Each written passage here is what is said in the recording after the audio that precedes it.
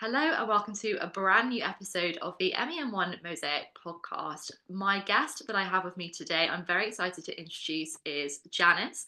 Janice is a health educator, food scientist, plant-based food fanatic, as she called herself, and is also very much into fermented foods. She's just been telling me she is surrounded by them in her kitchen at the moment.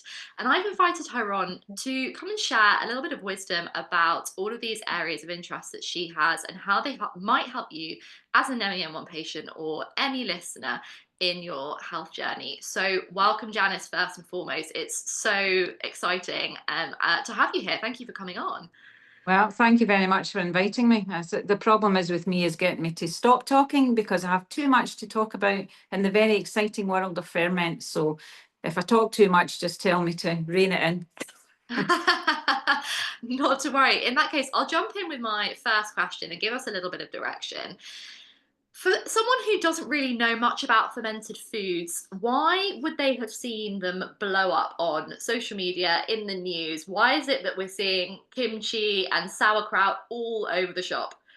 Yeah, well, that's actually a very good question to start with because I've actually been researching these foods for about 13 years. They're all traditional foods, and the research is now showing these foods are literally like rocket fuel for our good gut bacteria. Everyone knows now the importance of health, the importance of our gut health, having a balanced microbiome. And these foods are literally pre-digested superfoods that they taste absolutely incredible, and they balance our gut microbiome because they contain live probiotics, like the good guys that we want on our side. So if we start to introduce fermented foods, even a tablespoon a day, that will make a massive impact to our gut health and ultimately to our health on every other level. Amazing. That's fascinating. I didn't know that it's literally just a teaspoon a day. Yeah. What is the gut microbiome without it necessarily needing to be a completely scientific or medical explanation? How do you, as a food fermenter, as a food scientist, how would you explain the gut microbiome and what its kind of role or its function is, why it's important? Yeah, well, it used to always be thought that the colon really was just a tube for you eat food goes in one end, out the other end. What we've now discovered is that our gut microbiome is home to trillions of these incredible microbes that, to be honest, we would be dead without. We are more microbial than we are human cells, and these trillions of gut microbes just work tirelessly doing so many things for our health. What they do is they'll fight inflammation on every level. They can heal and seal the gut lining. They produce butyrate. They produce neurotransmitters. 90% of our happy hormones produced in our gut by our good gut microbes. They produce B vitamins, K vitamin, all sorts of things. And the other thing that most people are not aware of is that our gut microbiome actually instructs our immune cells what to do. We have, and again, it's all about balance. Nobody just has, all good gut microbes. Although I have to say, I did do the Zoe thing last year, and I didn't have a trace of any of the bad guys because I'm only feeding the good guys. So I have an army, a gut full of these really good, powerful gut microbes that are continually working to keep me well. And I actually feel better the older I get. I have zero health issues, and I know it's because of my gut microbiome. But as I said, a lot of people don't realise 70% of our immune system is in the gut. And it is our gut microbes that instruct our immune cells what to do, when to, sort of when there is a problem or when they need to stand down. And an awful lot of the autoimmune conditions these days are because people have a disordered gut microbiome, their gut barrier isn't sealed, and there's, foods getting through into the bloodstream that shouldn't be there. And it sets off a whole chain of events ending in some kind of health issue. That's really fascinating. And I'm glad that you mentioned the immune system because I know as an MEM1 patient that that's super important for me. The immune system is constantly registering that there's something not quite right going on, and Yeah. therefore it's on overdrive the whole time. And things like inflammation don't help, things like being stressed and anxious don't help. And I know it's so important that I'm putting the right foods, in me so Yeah. that my immune system can keep me well and keep me healthy. Yeah. I wondered, for a lot of people who aren't necessarily particularly aware of their food, when I say aware of their food, maybe that they've just kind of grown up with a certain kind of eating and they've adopted that and they've kept that going for the rest of their lives, however old they might be, and all this stuff might feel quite new. Where would you point someone kind of towards if they're wanting to try a kind of cooking or style of eating that you follow that you think is Mhm. amazing? And also, where would you not point them towards, if that makes Mhm. sense? Right. Well, that's also a really good question. What I do promote is above everything is eat real food, eat seasonal food. The issue has come with a lot of the health issues that we're seeing now. It's come from all the ultra processed foods. And sadly, that's what a lot of people eat. A lot of the plant-based, the vegan options, they are ultra processed. A lot of the gluten-free products that people buy in the belief that they're healthier, they are ultra processed. They all contain emulsifiers, artificial sweeteners, pesticide residues, all these things that are negatively impacting our precious gut microbiome. So what I would say to anyone is to buy the best quality food that you can, go for seasonal food, eat real food, and by that I mean, try and make your own food from scratch, because then you know exactly what is in it.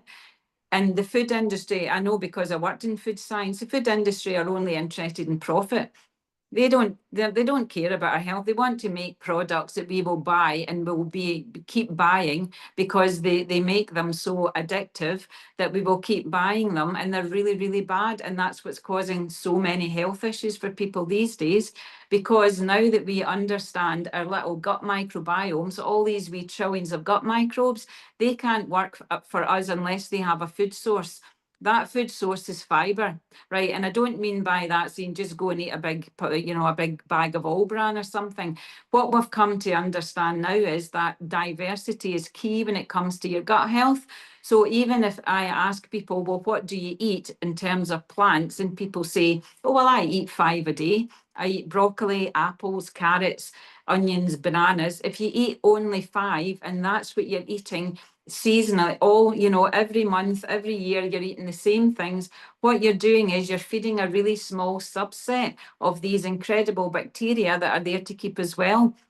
And what we're now understanding is they all have different preferences. It's like having a big family. They don't like the same thing. So if you have a family of 6 and you're only making broccoli for dinner, what about the one that doesn't like broccoli? What's happening to them? And this is what we need to understand. We've got the message totally wrong. The whole 5 a day, it doesn't matter. You need to be getting more than 5.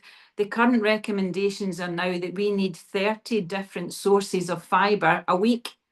And it's the different sources. It's not about eating lots of one thing and just keep doing that. It's about diversity. Diversity means resilience for your health. The more different types of plants, and again, the fiber thing, everyone goes on about protein, where are you getting your protein from, how many calories are there, all of the stuff that doesn't matter as much as fiber. Because without fiber, your gut microbes can't do all the incredible jobs that they're supposed to do, because they can't work without a food source. And this is the thing that we're realizing now. Your food is so important. Your body basically is made up of the food that you eat. And I would say to people, are you building your health on a good, strong foundation? Or it's like the 3 little pigs. Are you going to build it with, ultra processed food without the right workmen? So you've got, shoddy materials, you don't have the right workmen. That means then your health is really teetering on a very fine line of balance. So that if, something comes along and knocks you down, you don't get back up again. Whereas I know I've got a really strong and robust immune system. Anything knocks me down, I'm straight back up. Because I have that resilience built in because of the way that I eat. And as I said, I will never go back to not eating fermented foods. They are so important. They really, really are, and they are so delicious as well. They are absolutely addictive, but in a very good way. So if you're going to be addicted to anything, be addicted to fermented food, because they're only going to help you. I love that. I love that. You mentioned something really pertinent, and definitely I relate to this in my journey, which is to be very wary of these labels that get stuck on certain foods or certain food types, certain ways of eating, diets as they're known in inverted commas, whether it's plant based, whether it's gluten free, whether it's ketogenic, whatever it might be, I have had to learn in my journey to really look outside the blinkers of what those labels mean. And I did do a little bit of time plant-based. I'm not currently, but I was plant-based for a little bit of time. And it did strike me as odd that everything that I could see that had a plant-based label on it came out of a packet. Nothing Mhm. was encouraging me to go and pick the fresh fruit and veg Yeah, from the supermarket shelves.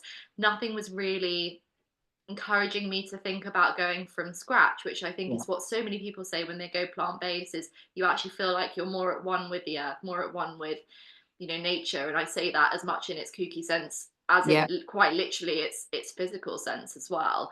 yeah, So I think that's such an important point to share. Thank you very much yeah. for pointing us in that direction. Yeah. Do you know the other thing though that I find these days that we've just totally lost the plot, and so many people, they'll read something on the internet and think, okay, well, if someone else is doing that, that must be okay for me. So you've got people doing all of cutting out whole food groups. Yeah, and then they're narrowing their diet further and further, and that isn't helping anyone's health. When you look at how we're supposed to eat and how we evolved with wild plants. We have receptors in our cells for compounds that are only found in wild plants, like nettles and wild garlic and all the incredible foods that are there that we evolved with because we had to eat wild food. We had to gather, things as and when they were ready and available for us, as we should still be doing now. That's why seasonal eating is so important. We shouldn't be eating the same food. And what's happened is that people now have such a narrow diet. And as you said, even people, maybe with an autoimmune problem or a chronic problem, a health issue, without actually thinking about how does it impact them, not using their own intuition, but continually looking to see what is everyone else doing, so that must be okay for me.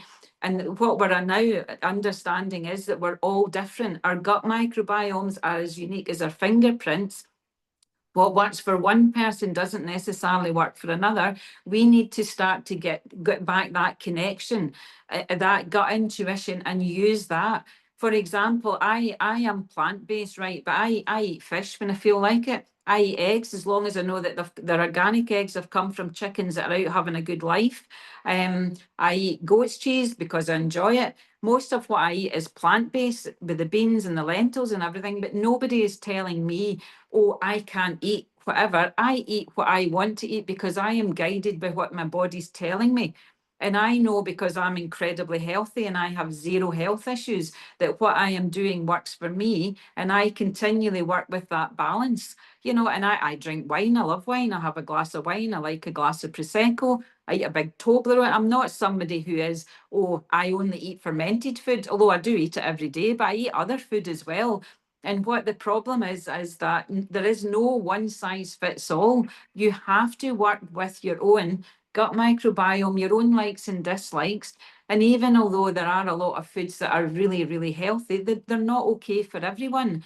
I know people that react really badly to pineapple, which is a fantastic food. It's people that react to bananas. There are people that are not okay with the nightshade vegetables, but those nightshade vegetables make up the majority of the Mediterranean diet, which is cited as always the healthiest, diet on the planet. And I studied macrobiotics in 2011. That brought the realization to me that our health is really linked with the food that we're eating, and that was my introduction to all the fermented things. But again, that was quite a narrow way to eat, and I don't want to have a narrow way to eat. What I want to do is to eat the foods that I enjoy. I eat seasonal foods. I mix it up, a bit, and I don't want someone telling me, oh, you can't eat that. If I want to eat it and I'm eating it and I'm feeling good, then I'm eating it. Do you know what, Janice? I think this is going to be so refreshing for a lot of people listening back, because it is so tempting to pick up a particular diet or a style of Yeah, eating or whatever it might be and feel somehow bound by yeah, the parameters of that. And I think that can actually in its of itself do so much damage to the gut, because the stress and the anxiety it Yep. creates to fit within a box that we're not necessarily meant to be in Yeah. causes so much stress here.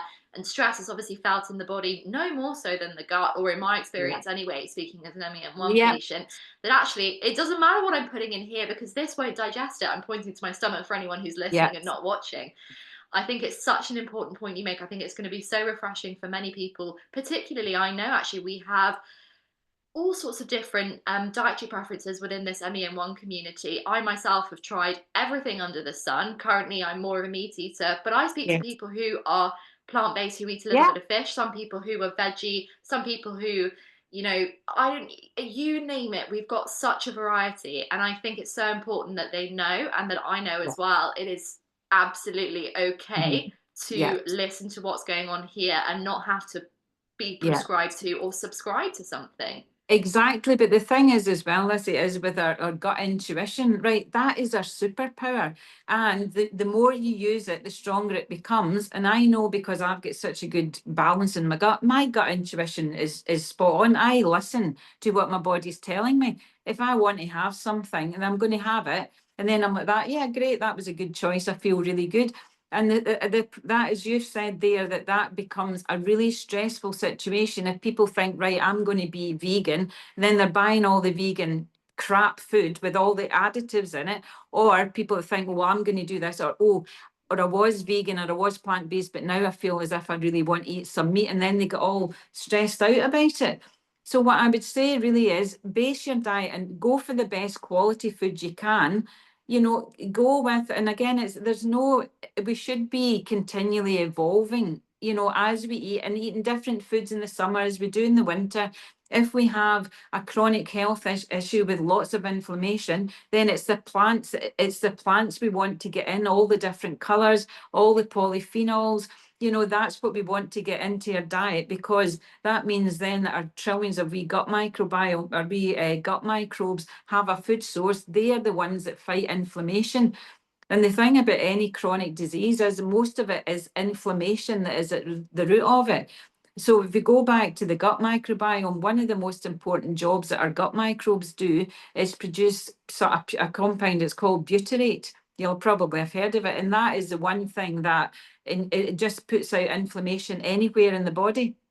It's a short chain fatty acid. It also can heal and seal the gut lining if people have a damaged gut lining, which a lot of people do these days because there's so much, emulsifiers that damage the gut lining. And if people are eating even plant milks that you buy, I'm just sitting writing an article just now for my wellness hub because I make my own plant milks, because a lot of the plant milks have got emulsifiers and gums in them that further damages your gut. And if you imagine that if your gut lining is a tight layer, everything works properly. Your gut microbes are at this side, there's your immune cells at that side. If that lining, if these joints are loose, you get food particles going through into your bloodstream. Your immune cells then think, what the hell is that? They set up a reaction, and then unless that gut lining gets healed, and so you just end up with absolute chaos.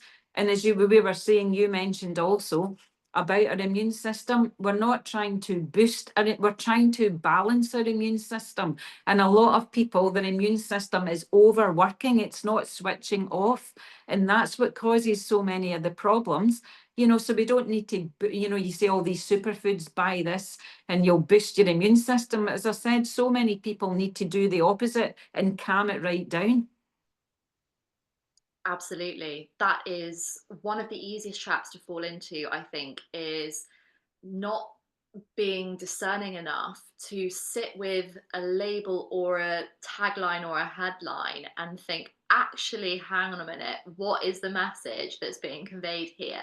Yeah. And I say that there's as much responsibility on the part of patients, listeners, human beings, we consumers and customers, as much responsibility for us to be discerning about what's going on as there is for these food manufacturers and for the government behind them as well, because let's not forget there is, a little bit of that going on as well, to be putting out the right stuff. And you mentioned before profit, Yeah. big food, just like with big pharma, obviously there's a drive to make more money. So it's really important, I feel, that anyone listening to this podcast knows that whatever they see on the front of a packet, whatever they see on the front of a supplement box, absolutely take a breath and think through that 2 or 3 times before scanning it, at the self-checkout and leaving with it. I think it's so, so important. I get very passionate about it because it's very easy to point outside and say, oh, well, it's marketing that's fed me this, social media has fed me this. Yes, absolutely. But ultimately, I believe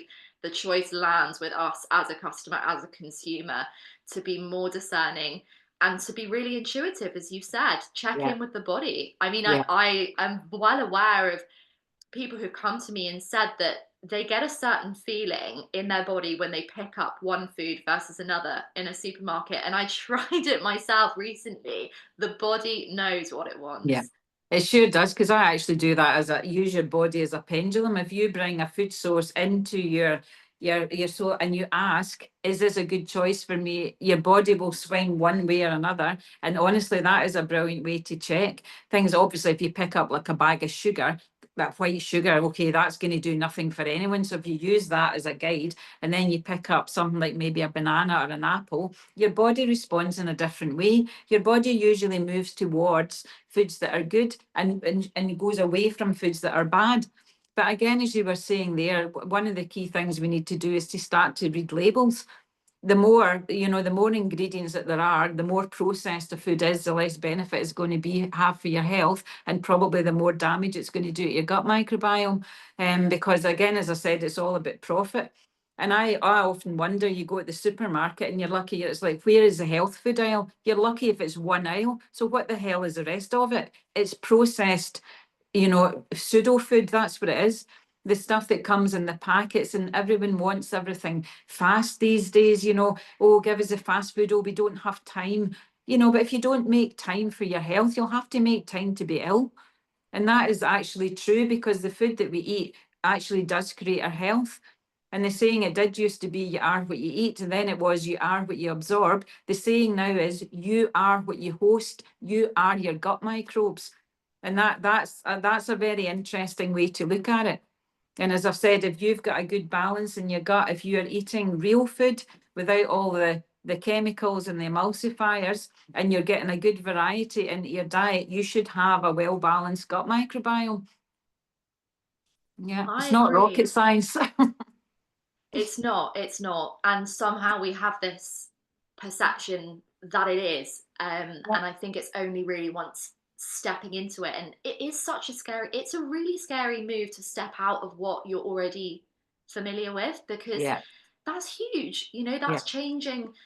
That could change everything. And we are creatures that love certainty. We are always after certainty. We're always after knowing what's going to come next. And the truth is that in my experience, I never knew what was going to come next, but I had this like curiosity in me that just said, keep experimenting.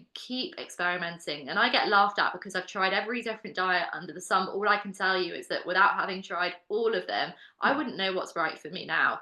Absolutely right. And growth is at the end of our comfort zone, that's for sure. I mean, the weekend I was away at a fire walk, walking over fire and broken glass and doing all sorts. And I'm like that. Do you know what? When you set your mind to something, we can achieve way more than we actually believe that we can. And if we take a bit of responsibility for our own healing journey, and okay, take on board whatever advice you're given, but if you sit with that advice and sit and think, does that work for me? How does that make me feel?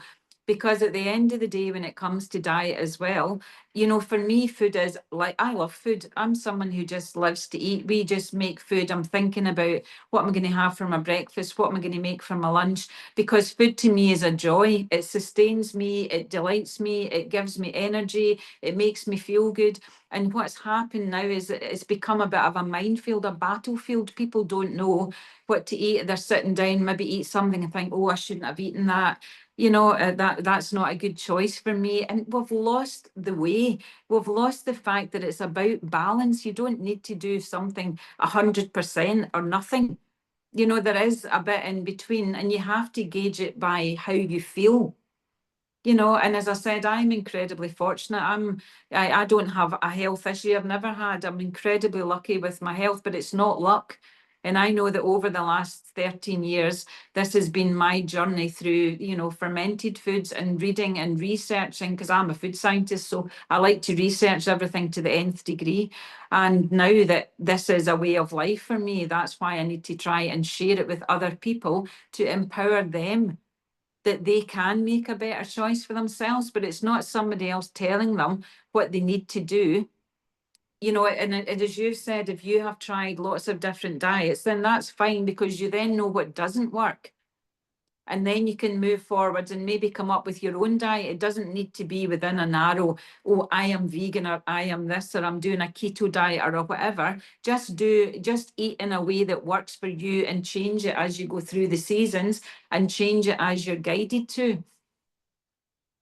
I think that's so important, and I'm really glad you've said that. Yeah. I love it when you're speaking, because there's such passion and such light behind your eyes, and it's very obvious that, you know, your journey has, you know, really, really enriched you as a person, and it comes across, it's being received, you know, by me now, and I know that it will be by anyone who's listening, you know, back to this, whatever platform you're listening on. What I wanted to ask you was, you've kind of just touched on it there. If you could make an impact in the world, if you had a mission per se, in inverted commas, what would it be? Oh, well, that's a good one. It'd be to turn the world into a nation of fermenters, especially in Scotland, because, you know, we don't actually have a tradition of fermenting anything. Most of your traditional cultures, like Korea, they have kimchi. Sauerkraut, people think is from Germany, it actually originated in China. You've got kefir, you've got kombucha, all these traditional foods that are incredibly beneficial for us. And in Scotland, we've lost any knowledge that we had. So many people now are not even cooking. People don't cook, they buy ready meals and, you know, microwave them, or deep fry them. I'd love to get people back into their kitchens to rediscover the joy of cooking. And people that say they can't cook, then you can ferment, because fermenting is a bit like cooking, but the microbes are doing the cooking. You don't have to do anything. All you need to do is to get the conditions right, and these little microbes will transform any foods into absolute superfoods. And that's my passion. That's what I need to get across to people, because, as I've said now, I could not imagine my life without all of my little microbial buddies. And I know that my gut microbiome is really strong, really robust. And here's the other interesting thing. Actually, your cravings come from your gut as well.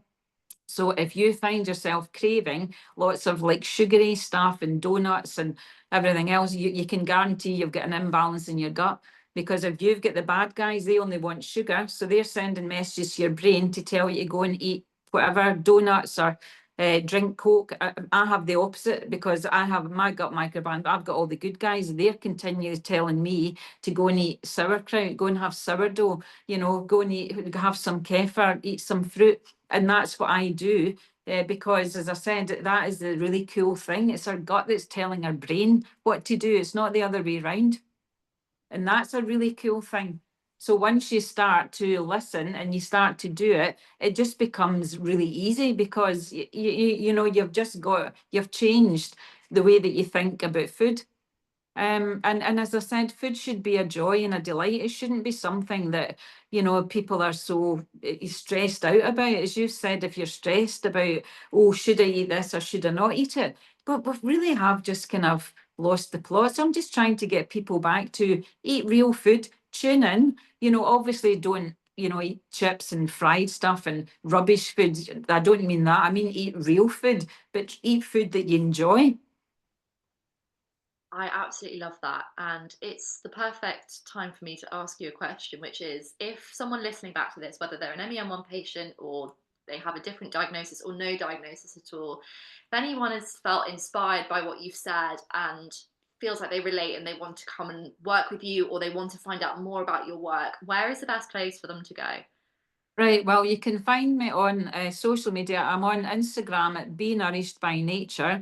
I've just launched myself on TikTok, because I'm a bit old, but my daughter's helping me. So I do a Fermentation Friday on TikTok, and that's also Be Nourished by Nature.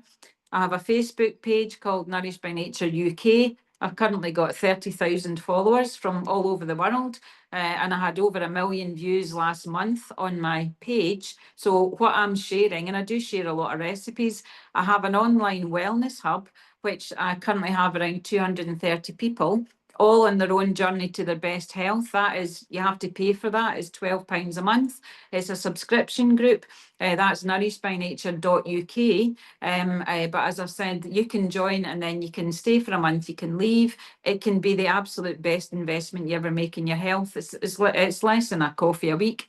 And I've got so many people in there that have totally transformed their lives. But they've done it. They've taken the knowledge that I've given them, all the recipes and the resources and all the different things, and changed the life. And I also have a YouTube channel, which I'm trying to reinstate. I set that up about 4 years ago. So, but I do have quite a lot of interesting things on there. So again, you can get me through any of these. You can probably just put Mad Fermented Lady Scotland and you'll find me. Janice Klein. But I really am in a mission now to spread the word, because I'm looking at our health just getting worse and worse and worse. Now 1 in 2 people are getting diagnosed with cancer. What is wrong? Why are we not looking at what is happening? It's our diet and our lifestyle that has changed over the last 50 or so years, and it's not acceptable. And we're not going to cure all these chronic problems with drugs. We need to start to look at what are we doing to create this, chronic problem within ourselves. And it's generally the immune system, as I've said, which is linked to the gut microbiome. So any issue that anyone has, in my opinion, you start with addressing your gut. And it's a no-brainer, because it's just eating totally delicious food that just happens to support your gut microbiome and tingle your taste buds and do everything else as well. So you just end up feeling very smug most of the time, because you eat delicious food that makes you feel good. So important, and I am so excited by the idea that these listeners to this podcast might come and find you and be able to work with you and experience just some of the joy that radiates from you when you talk about what you love. So I have to say thank you, Janice, for the generosity of your time, an absolute goldmine of wisdom. And I very much encourage anyone who's listening, go and find Janice. Subscribe to her stuff, just go and learn and experiment, especially in MEM1. Experimenting is so important. So thank you, Janice, for your time, and I just wish you the best with all of your work. Well, thank you very much. I'm sure you'll be seeing more of me. I'm going to be viral on TikTok this year. That's my plan. Thanks very much for having me, Lizzie.